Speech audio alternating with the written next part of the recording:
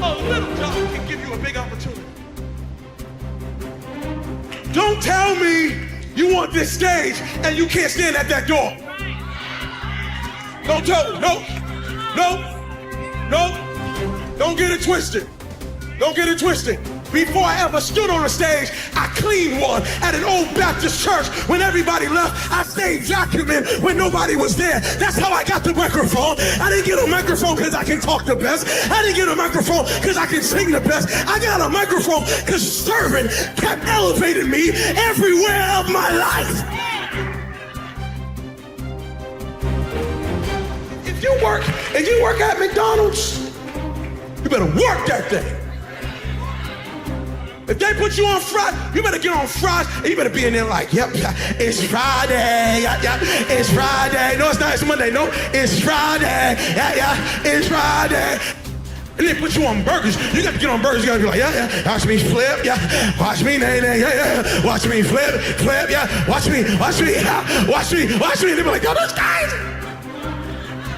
And then before you know it, they got you at the register like, yep, do you want a number one? Yep, there's a number one right there. Would you like a number two? There's a number two. Have a great day. Hey, would you like suicide? Have a happy meal. And they're like, oh my God. And then all of a sudden, you're the manager, and you're like, yep, I need you over there. I need you on fries. I need you on burger. I need you at the register. Yep, I need you to get that paper. Yep, I need you. Yep, you take a sip there. And then before you know it, you own 6 of those things. Why? Because you started with a little, and you worked what God gave you, and you elevated yourself to the top. Stop waiting for the big. God says, I gave you enough. Now use what you got. You might be able to outsing me, but can you outserve me?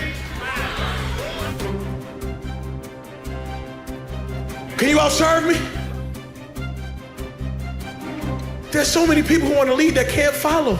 I'm saying this because everybody wants to get to the top. Everybody wants the top. Hey man, when am I going to get on top? When am I going to get on top?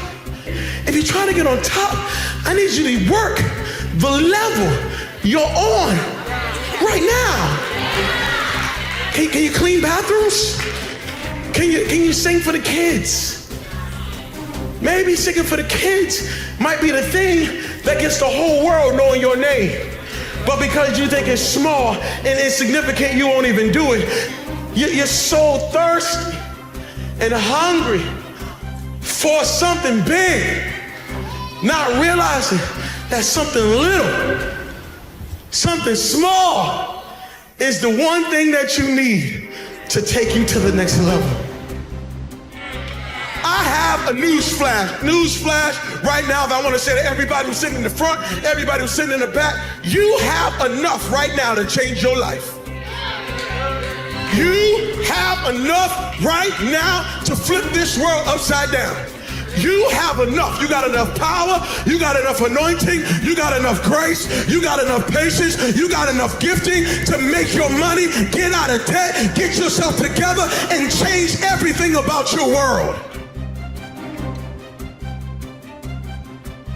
I love single people are so funny to me. They're sitting in Starbucks and they got themselves a book and they reading to themselves and they got the latte and they just reading and they're in a quiet space and they're doing good and everything's fine and they're just like, this is a good day. I'm just coming out by myself. I'm just gonna have a day by myself and I'm just gonna read and this is good. And then all of a sudden, here comes a married couple. They come and walk right on in and then they kind of sit near a table near you and they're just sitting there and they're holding hands, you know what I'm saying? And they're looking into each other's eyes and they're just like this. And the single person see God, you see, I ain't got nothing in my life, you see.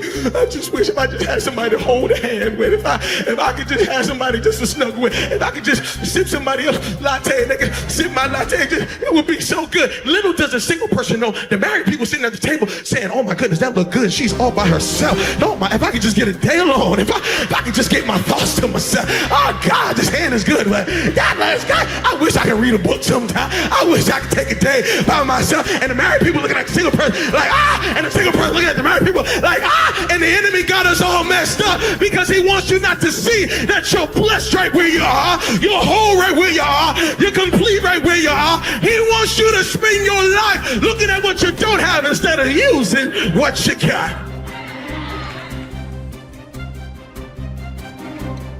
And I want to talk to the person who spends all your time talking about every problem you have and what's wrong and what failed and what's messed up and how it's not coming together, I need you to do me a favor.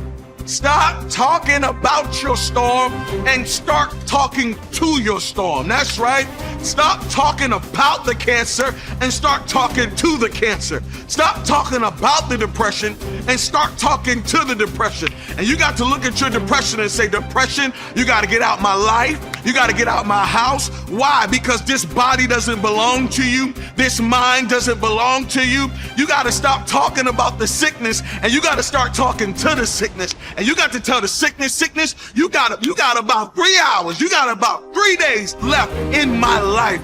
You got to start talking to the chaos. You got to look your Goliath in the face and say, Goliath, I'm not backing up. I'm not backing down. You got to stand flat foot and talk to your storm. Stop talking about how bad the job is. Start talking to the job. You got to wake up every morning and say, this job is great. This job is good. This job is blessed. And because I have this job, I'm walking in on assignment. And because I'm in my assignment, I just know that this office is going to be filled with the best stuff that it needs to be filled with. Why? Because you stopped talking about it and you started talking to it.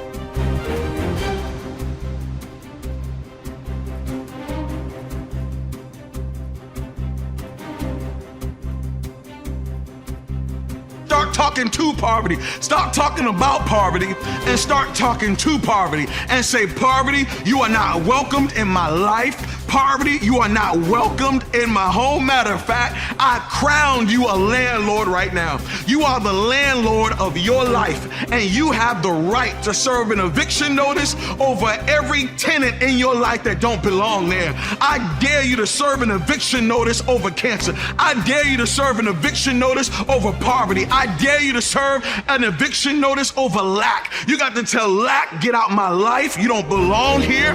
You don't need to be in this room. Get away from me. Why? Because I am the landlord here and I speak to my storm and I tell my storm, peace, be still.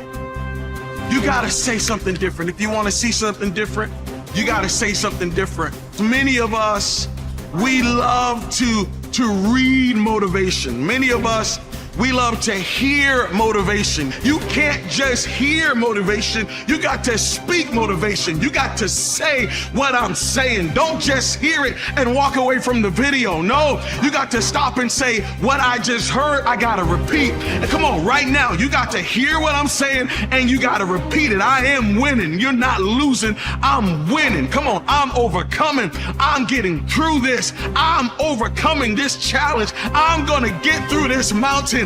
I am going to make it to my destiny. I'm going to see my promise. I'm going to reach my future. I am going to build my legacy. I am going to have these kids. I am going to find that special person. I am going to get this degree. I am going to buy that house. I am going to do it. I'm not just hearing it.